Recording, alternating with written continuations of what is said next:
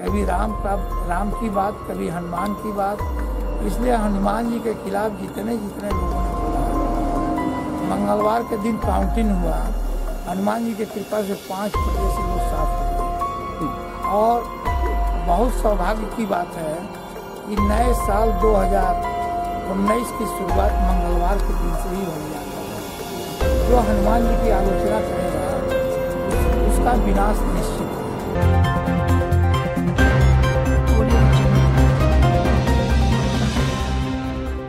नमस्कार, मैं हूं सोनू कुमार गुप्ता और आप देख रहे हैं CIB इंडिया न्यूज़। चुनाव में हार जीत तो लगी रहती है, लेकिन हार का अंतर और काफ़ी ज़्यादा हो तो विचारणीय होता है। तो आइए हम जानते हैं, पूर्व सरकार में मंत्री रहे किसान नेता राधेश्याम सिंह चौधरी बिहार की उन्हीं की जुबानी बात है।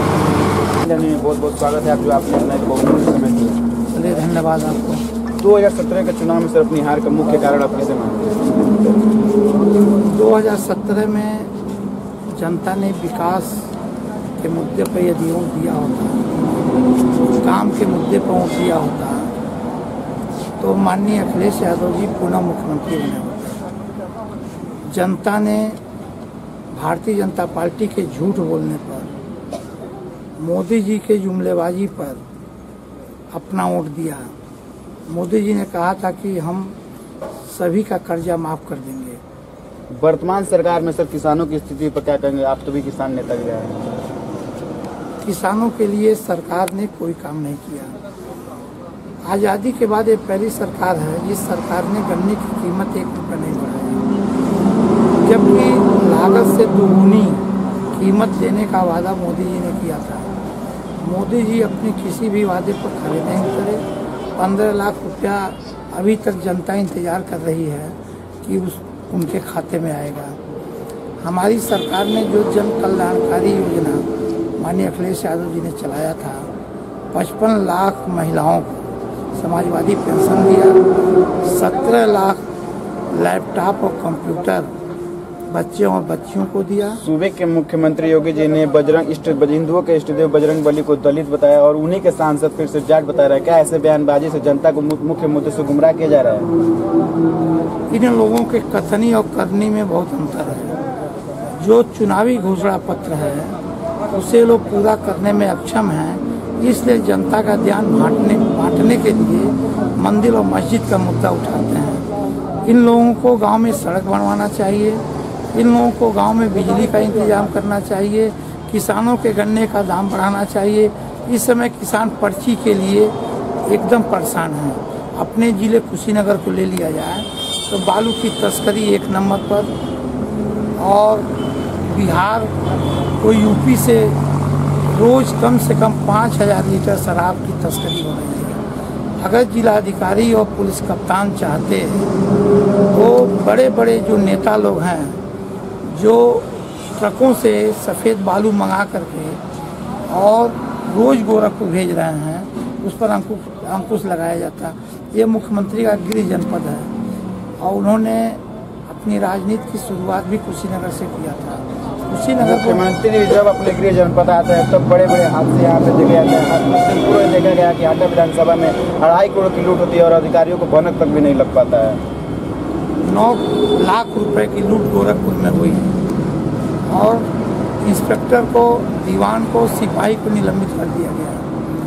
लेकिन हाटा के कोतवाल इतने पहुंच वाले थे, रसूल देने वाले थे कि 1 करोड़ 71 लाख रुपए की लूट हुई। और लगभग 15 दिन बाद जब DGP ने इसको संज्ञान लिया, लखनऊ तक ये मामला पहुंचा, तब इस कोतवाल पर कार्रवाई की गई। नहीं तो ये संभव नहीं था कि जिले से कोई कार्रवाई होती। इसलिए कानून व्यवस्था नाम की कोई चीज़ नहीं है। दिन दहाड़े लूट हो रही है, बलात्कार चरम सीमा पर है, महिलाएं असुरक्षित हैं। इसलिए इस सरकार के जितने वादे हैं सब खोखले हैं। इसलिए जनता का ध्यान बांटने के लिए ये लोग देवी देवताओं का सहारा ले रहे हैं। कभी राम की बात, कभी हनुमान की बात। इसलिए हनुमान जी के खिलाफ जितने लोगों ने बोला, मंगलवार के दिन काउंटिंग हुआ, हनुमान जी की कृपा से 5% से लोग साफ हो गए। और बहुत सौभाग्य की बात है कि नए साल 2019 की शुरुआत मंगलवार के दिन से ही होने जा रही है। जो हनुमान जी की आलोचना करेगा उसका विनाश निश्चित है। सर, कुर्सी पर बैठते योगी आदित्यनाथ ने नई एंटी रोमियो टीम बनाया, मगर देखा गया कुछ चंद दिनों में ही वो एंटी रोमियो टीम कहाँ चले गई, कुछ जनता को समझ में भी नहीं आया। क्या सरकार बेटियों को सुरक्षित मान ली है? अगर ये सरकार बेटियों को सुरक्षित मानती तो कन्या विद्याधन बंद नहीं करती, 1090 को ठीक से दुरुस्त करके चलाती, 108 एम्बुलेंस तेल के अभाव में खड़ी रहती है, 102 एम्बुलेंस भी तेल के अभाव में खड़ी रहती है। इस सरकार ने कोई अलग से रचनात्मक काम नहीं किया। जो समाजवादी सरकार में हुआ था उसी पर ये लोग अपना उद्घाटन शिलान्यास कर रहे हैं, वाहवाही लूट रहे हैं। पड़ौना जिला में ही आप बता दीजिए, आपके माध्यम से हम पूछना चाहते हैं, चाहे किसी की सरकार रही हो, 39 साल कांग्रेस की सरकार रही, पड़ौना जिले में कोई बड़ा काम हुआ तो समाजवादी सरकार में हुआ। जिला बना तो श्री नेता मुलायम सिंह यादव जी ने बनाया, छितौनी रेल बगहा पुल बना तो समाजवादी सरकार में नेता मुलायम सिंह यादव जी ने बनाया। आपके ढाणा में आज़ादी के बाद नई चीनी मिल लगी तो समाजवादी सरकार में श्री मुलायम सिंह यादव जी ने लगाया। खड्डा कप्तानगंज में नई तहसील बनी, माननीय अखिलेश यादव जी ने लगाया। आज हाटा में नगर पालिका बना तो ये माननीय अखिलेश यादव जी ने दिया। इस जिले की सबसे बड़ी परियोजना जो देश की आज़ादी के बाद कोई एमपी नहीं करा सका, वो मैं एक मामूली विधायक और राज्य मंत्री रहते हुए माननीय अखिलेश यादव जी से 1 अरब 40 करोड़ की विद्युत परियोजना मैंने अपने हाटा में 220, 132 और 33 kV का लगवाया, जिससे पूरे जनपद में अब गांव को 22 घंटा बिजली मिलेगी और शहर को 24 घंटा मिलेगी। ये अखिलेश यादव की देन है। इसलिए पड़ौना जिले के लोग समाजवादी पार्टी के नेता माननीय मुलायम सिंह यादव और माननीय अखिलेश यादव के ऋणी रहेंगे और 19 में विकास के मुद्दे पर समाजवादी पार्टी चुनाव के मैदान में रहेगी। बिल्कुल फायदा होगा। अभी गोरखपुर देखिए, गोरखपुर में मुख्यमंत्री जी का सीट था और उसको बसपा ने समर्थन दिया समाजवादी पार्टी को और हम लोग वहाँ जीते। हम लोग लगभग सभी सीटों को जीतने का काम करेंगे। समाजवादी पार्टी और बसपा मिलकर के लड़ेगी, हम लोग सभी सीट जीतेंगे। पड़रौना चीनी मिल को चलवाने के लिए मोदी जी ने जनता के सामने बड़े बड़े वादे किए और खूब वोट बिटेरे, मगर उस चीनी मिल से अभी तक उस धुआं भी नहीं निकला। क्या इस पे क्या कहना है आपको? क्या जनता 2019 में सब सिखाएंगे? 2014 में तो मैं भी लोकसभा का चुनाव लड़ा था और पड़रौना में योगी जी ने कहा कि पड़रौना के भाइयों, हमारे उम्मीदवार को चुनाव जिताओ और 100 दिन के अंदर चीनी मिल पड़रौना को चला देंगे। आज 4.5 साल से ऊपर हो गया, लेकिन पड़रौना की बंद चीनी मिल ये नहीं चला सके। देवरिया में सभी चीनी मिलें बंद हैं। एक भी चीनी मिल इस सरकार ने 4.5 साल, केंद्र की सरकार ने, और लगभग 2 साल पूरा हो गया भाजपा की सरकार ने, देवरिया या कुशीनगर में कोई बंद चीनी मिल इन्होंने नहीं चलाया। गोरखपुर में चूँकि सांसद योगी आदित्यनाथ जी गोरखपुर के थे और मुख्यमंत्री बने हैं, इसलिए अपने संसदीय क्षेत्र में उन्होंने पिपराइच की चीनी मिल का शिलान्यास किया है, जो शायद संभवतः बन रहा है। अगर आप चुनाव में होंगे तो आपका क्षेत्रीय मुद्दा क्या होगा जिस पे आपको जनता सपोर्ट करेगी?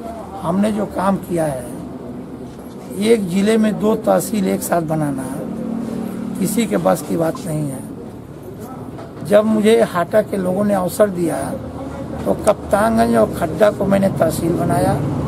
छोटी गंडक पर 6 बड़े पुल का निर्माण मैंने करवाया है, जो कोई नेता आज तक नहीं करवाया है। मैं गेदा बाबू को सम्मान देता हूँ। गेदा बाबू ने कृषि अनुसंधान केंद्र बनवाया, बकरी फार्म बनवाया और जिले में नहरों का जाल बिछाया और श्री बालेश्वर यादव जी को ताकत मिला था।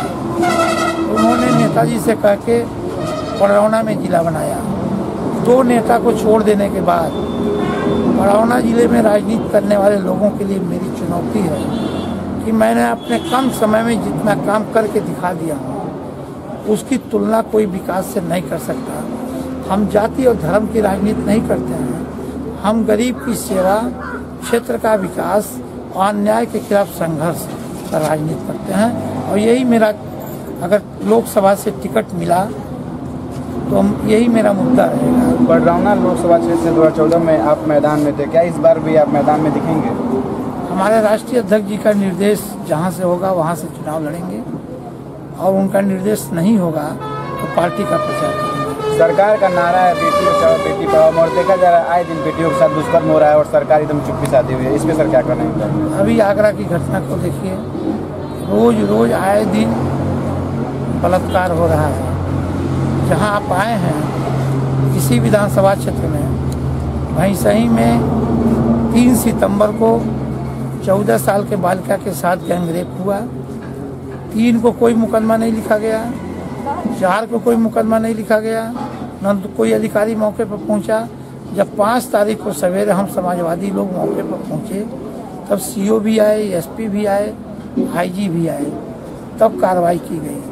इस सरकार में कानून नाम का कोई डर नहीं है।